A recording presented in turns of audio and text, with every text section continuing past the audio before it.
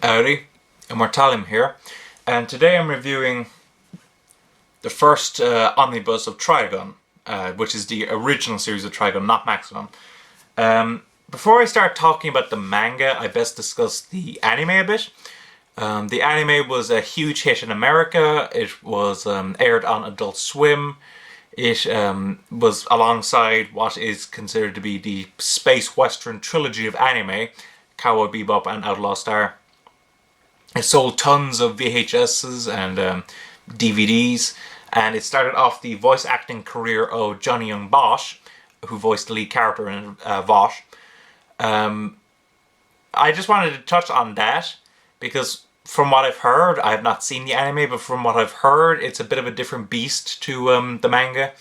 Its style is a little different. Its storytelling is different. The characters are portrayed differently. So I just wanted to point that out. Just because I'm reviewing the manga doesn't necessarily mean that it's my opinion of the Trigun anime. And I do intend to watch the Trigun anime at some point. Now, about the manga.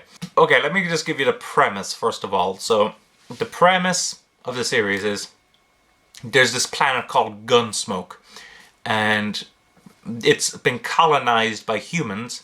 They came in spaceships, and these spaceships crashed, I think it was, into the planet's surface, and towns have now developed around these spaceships. So, each town, each major city, I guess you could call it, has this huge spaceship sticking up out of it. And we're then introduced to Vosh, our lead character. Vosh is an interesting character, I will say. In fact, actually, I'll make that as a category. My whole opinion of this series is quite mixed. So I'm thinking the best way to review the series is just go each aspect at a time.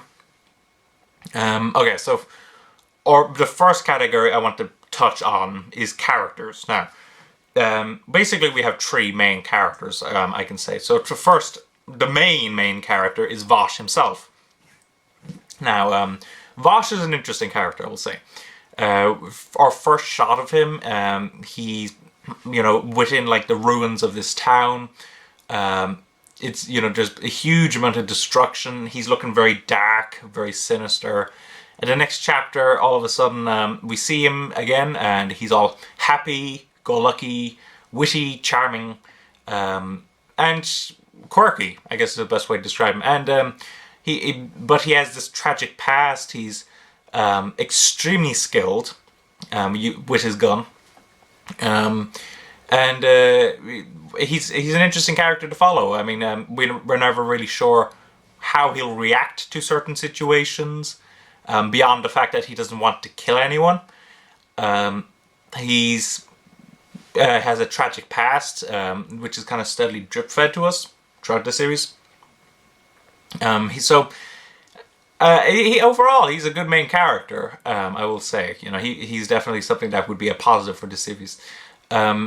Our only other two main characters, one could say, is Millie and Merrill.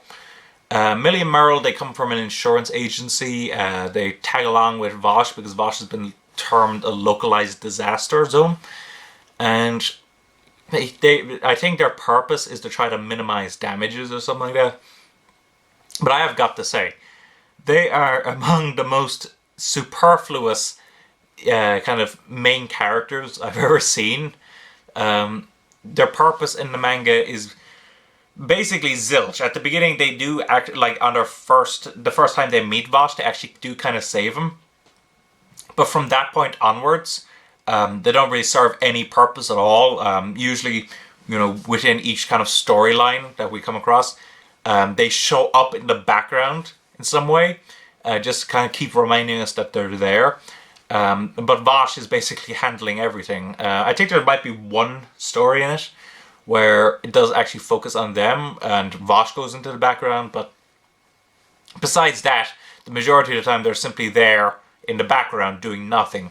So I was quite disappointed by them. I know they're quite loved characters, and I think from what I've heard in the anime, they actually do handle them quite differently. They're given a lot more screen time, a lot more development, etc., etc. One thing I also want to touch on, there's a character called Wolfwood, which, again, I'm not too sure how he works into the anime since I have not seen the anime, but I know he's very popular from it, which I'm assuming means he has a good bit of screen time in it. He hardly shows up in this manga. He's introduced, he has a couple of pages, you know, but he hardly shows up at all. So, I was disappointed with him because, you know, I've heard so many things about him, and to just see him kind of, you know, there only for a few moments, disappointing. So overall, the characters are kind of disappointing. I mean, Vash, he himself has a lot of potential, and he's definitely a positive for the series, but the rest of the characters are quite disappointing. From a storytelling perspective, again, it's kind of a negative. The storyline overall is quite episodic. Vash, you know, goes to a place and something happens and he's got to solve it, and then he moves on. Occasionally we get these kind of and these flashbacks to kind of at, you know, near the beginning of the colonization of this planet, but near the end of the series, like maybe halfway through approximately, he starts to actually he starts to actually begin fighting these people, who it's quite a cliche shonen premise. He's basically given a big powerful people to fight, and each of them like has half a coin, and he's got to get this half coin off of them to link it with these other half coins that he has, which it seems a bit weird. It seems very unnecessary and superfluous. So from a storytelling perspective, it's a big mess. That doesn't even include its ending, although I'm not going to blame Yasuhiro Nightow for the ending, because the magazine in Trigun was running and actually got cancelled. So he had to, you know, try to rush an ending to it as fast as possible. So it is a very sloppy ending. It's quite anticlimactic, quite cliche, but I'm not going to blame him for that. I'm going to blame him for the rest because it's not a well-told story in my opinion. Now the artwork I would actually call quite a positive. It's quite different to what I've seen in other manga series. It's, how to describe it, it's quite cartoony but yet detailed. I noticed that with a lot of characters he's quite keen on these kind of angular shaped heads, elongated bodies, broad shoulders. It looks quite different, but it looks quite nice actually, I will say, quite often. You get these kind of moments where they look just kind of sloppy. I'm just trying to find a good page for you here. But overall, I would call the artwork a positive. Near the beginning of the series, though, I would question his paneling, because it seemed quite claustrophobic at the beginning, quite awkward to find out, you know, who's doing what. It was just a bit odd at the beginning, but as the series progressed, he kind of steadily began to kind of open up with his panel work to allow us to kind of figure out more who's where. How about this here? So, as you can see, it's quite it's quite nicely drawn, I'd say. I mean, and like the character designs are definitely unique.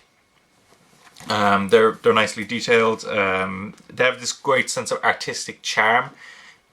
His paneling is a bit basic.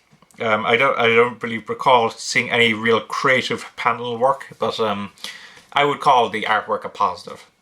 So I was impressed with his artistic style. Now, to cover Dark Horse's treatment of this manga. Okay, so first of all, it's I think the standard Dark Horse tankobon size, which is slightly smaller than, say, Yen Press or Viz Media's. Let me just double check that. Yep, so it's approximately the same width as the normal manga, but it's slightly smaller, as you can see with my Yatsuba. You have this much of a difference in between the sizes of Yatsuba and Trigun from a height perspective. It's a fat book. It's got over 700 pages. I think this is actually originally 3 volumes worth of manga volumes. In America, I think only the 2-volume kind of fatter editions were released. But originally it was 3 tankobons, so it's 3 tankobons in one. You also get the Trigun Pilot, which I think actually kind of acts as a bit of a prequel to the actual Trigun series. So I thought that was quite interesting. It's always nice to see these pilots, to kind of see how they were originally gonna be, how their artwork was, how it was sold to the company. But one criticism I would have, okay, it's nice quality paper, but none of the sound effects are actual. Okay, like actually, that's not quite true. Sound effects within speech bubbles, like ah, whoa, etc., they're translated, but actual sound effects, like here's a good example. So maybe here, if you take a look, you can see the sound effects there, but there's no English translation of that sound effects at all. There's no little, small translation like Yen Press do. There's no glossary at the back like Viz Media used to handle it. So the sound effects are completely untranslated, which I think hurts the manga quite a bit. And I don't really see why Dark Horse didn't translate them at all. It's not like it would have been that expensive, as has been proven to us on many occasions. And of course, Trigun was a big series. I mean, I think this the manga translation for this was done after the anime aired. So they knew it was going to be a hit and it was going to sell well. So I don't see any particular reason why they couldn't have translated the sound effects. So that is quite annoying. But from the rest of it, Dark Horse did a fine job. Nice quality paper, decent tankobon size, etc., etc. So it's a good handling overall, except for that little problem. It's also unflopped, which is also quite nice. So overall, what is my opinion of the Trigun manga? It's okay. I mean, I wouldn't say that I hated it. I wasn't particularly enthused by it either. It was okay, I will say. I'm still gonna try Trigun Maximum. I hear Trigun Maximum is actually quite an improvement over the original Trigun. It's a sequel, but it's a better told story. It's more adult. It has a lot more themes. So I do intend to try that. I'll get the first omnibus of that at some point, read it, and if I find it more engaging, I will continue on with the series. But I will say, with this Trigun, it just wasn't particularly great. I wouldn't say it was awful, but it just didn't really do much for me. So that's my opinion of the original Trigun manga. Thanks for watching. Don't forget to comment, rate, subscribe, and bye-bye.